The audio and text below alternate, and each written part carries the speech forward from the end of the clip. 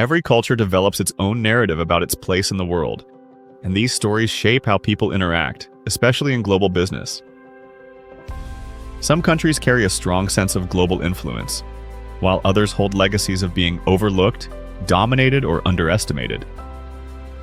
Over generations, these collective experiences influence how individuals express confidence, navigate cross-border hierarchies, handle visibility, challenge ideas, and negotiate and collaborate in mixed culture teams.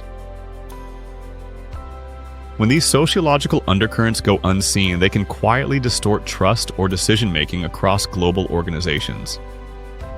Understanding cultural confidence is not about judging worth, but about recognizing how cultures see themselves relative to the rest of the world.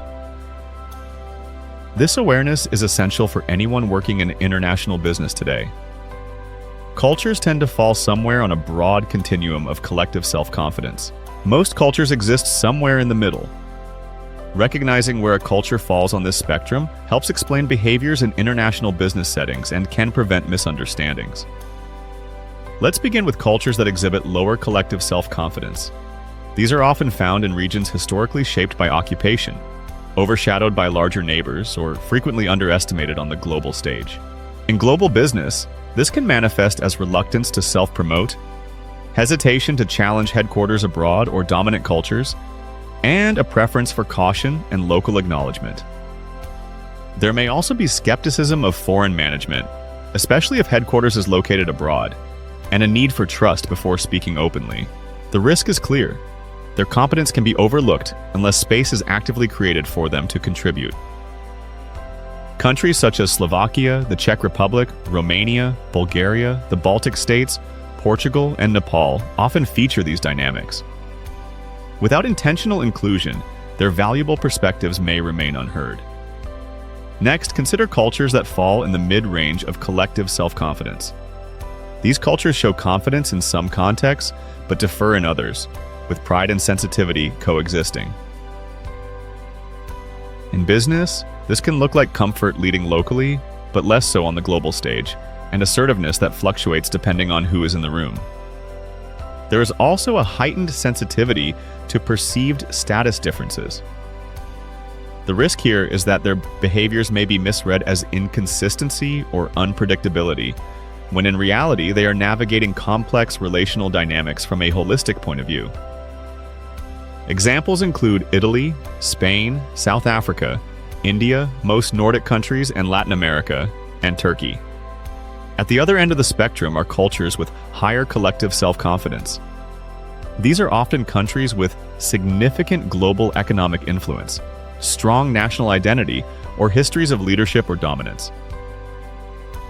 In global business, this may appear as strong points of view, comfort with visibility, challenge and debate, and a willingness to lead discussions and define direction.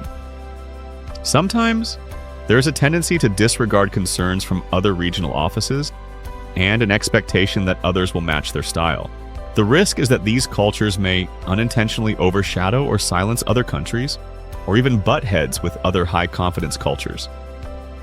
Examples include China, Russia, France, Japan, Saudi Arabia, Germany, Norway, the United Kingdom, and the United States. Their assertiveness can drive progress, but it can also create imbalances in global collaboration. When a high self-confidence culture collaborates with a low self-confidence culture, predictable patterns often emerge. One side speaks first while the other waits. One side frames the agenda and the other adapts. One asserts and the other accommodates. No one intends to create hierarchy, but history and collective psychology quietly do it for them.